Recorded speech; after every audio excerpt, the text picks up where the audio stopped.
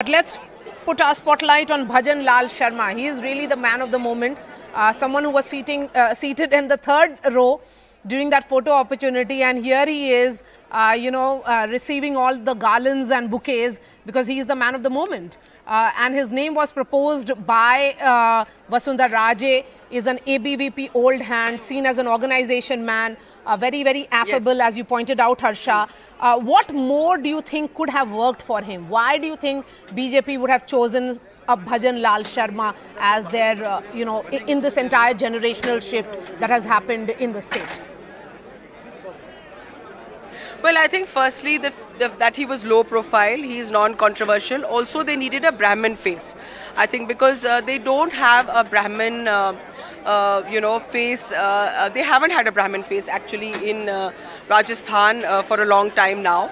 And the Brahmins are traditional voters of the BJP. So I think somewhere there's also, if you look at the caste arithmetic, there's a need to hold on to their vote bank. But at the same time, there's also a need to reach out to other voters. Like you see the Berwa. The Berwa is a community which traditionally does not vote BJP, but they have kind of tried to rope him in and send us messages across, especially before 2024.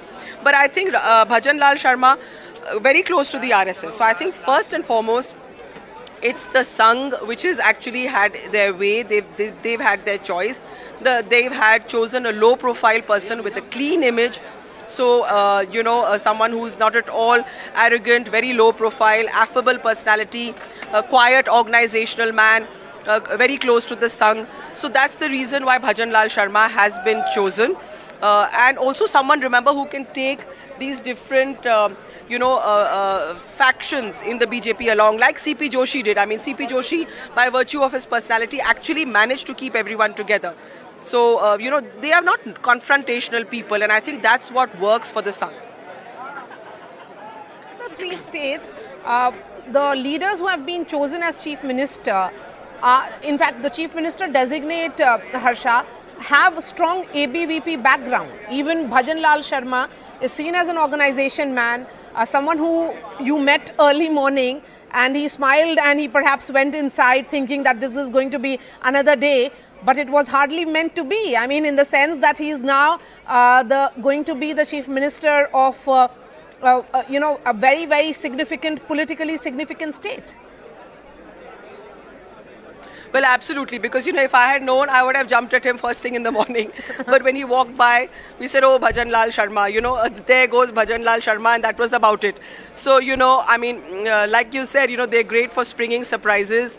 And I think the people in the BJP office are happy about this. You can see them shaking hands, congratulating each other.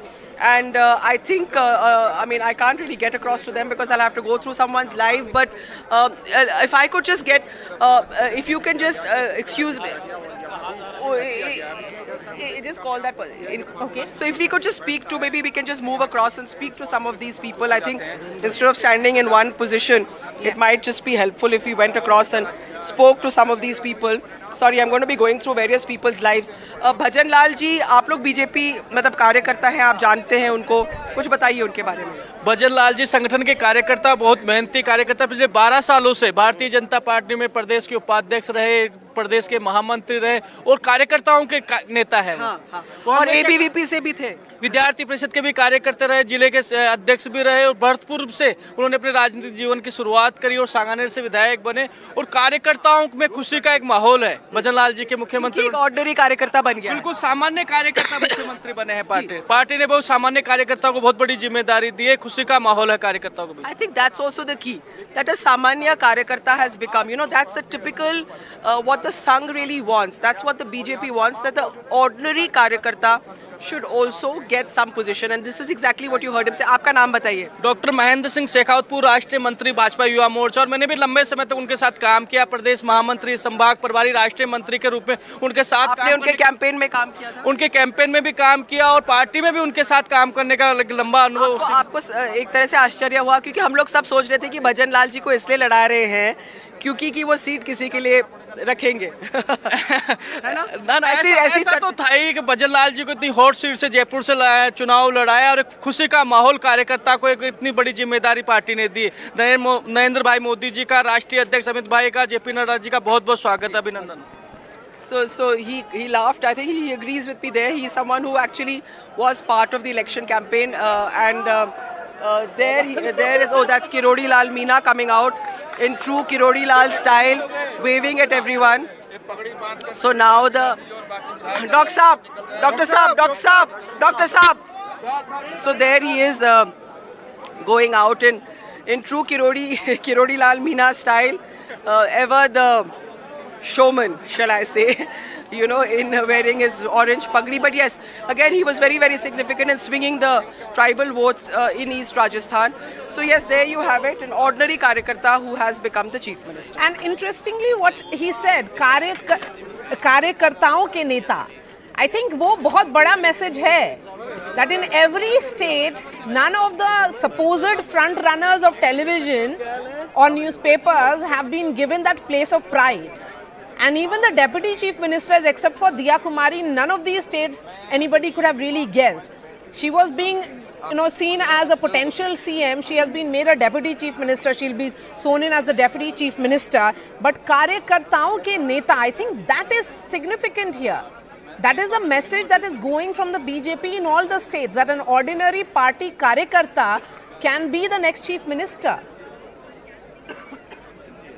Absolutely, and I think that's just what came across from Mahendra here, who's still standing next to me. That's exactly the message which came across, that an ordinary Karyakarta can become the chief minister. Shayad yahi message tha. Aap log kya ki? It's a ray of hope for people like us who are working here on the ground. Okay. So, what's your name? My name is Sage Pratap Singh. I'm from Ganganagar. Okay. So you feel that if an ordinary Karyakarta can become the chief minister, that what didn't happen earlier? Yeah, we are absolutely very happy. It's like a ray of hope for everyone, for people like us, ordinary people who are working on the ground. So in that sense, it's an elevation of the ordinary worker. Absolutely, it is. It is. So somebody from Ganganagar there echoing similar sentiments, that it's the elevation of the ordinary Karyakarta, and that's what they are happy and excited about, I think. So in that sense, it also galvanizes the party cadre, Maria. Party cadre is, the BJP is a cadre-based party, definitely galvanizes the cadre, and that's also a way to get them to work, whole and soul, absolutely lock, stock and barrel for 2024, which they will need. So the Berwa vote, you have royalty and glamour from Diya Kumari, you have Bhajanlal, normal Karyakarta who becomes the CM, and then you galvanize all your party, gearing up for 2024. I think that's really the thinking that has gone behind this. Yes, and it also sends a message, Harsha, that perhaps the leadership is watching you. You may be very low profile, not be part of the chatterati, interacting with media, not giving sound bites, but the leadership there is noticing your work. And they are going to perhaps award you.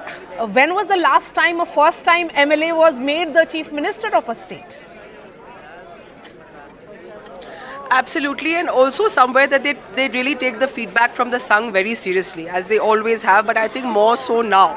So, if there are people who the Sangh has given a negative feedback about, it's possible that that's gone against them. So, I think somewhere, the Sangh has also emerged stronger, by these choices. That the Sangh, all the three people who have been, chosen have good rapport with the Sangh. And that's something that I think Diya Kumari realized very early on in her politics, that, you need to have a good, she doesn't come from a Sangh background. But she realized very early on in her politics that you need to keep very good relations with the Sangh more than anybody else in the party, because that really is what counts in the end. Okay, Harsha, a quick word from you on the overall lopsidedness of representation which is coming region-wise. Largely, it is completely around Jaipur, the princess of Jaipur to the candidate who fought from Jaipur for the first time, and also the deputy chief minister who's also close to that region. So the BJP has not done any kind of region balancing, but they have done the caste balancing here. Well, yes, definitely. It's very region-centric. Like we were saying, it's completely Jaipur-centric, in fact. They haven't, looked at other regions. But, then Rajasthan is also very widespread in that sense. And I think that they may have accommodated when they were making the ministers at the central level. So I think somewhere, yes, you're right. And, of course, some excitement behind me, but we'll cut to that a little later. But yes, like you're saying, it's Jaipur-centric, but the balancing of the regions was done when you made ministers. So you have Gajendra Singh Shekhawat, who's from Marwar. Then you have, Kailash Chaudhary again, Jat face.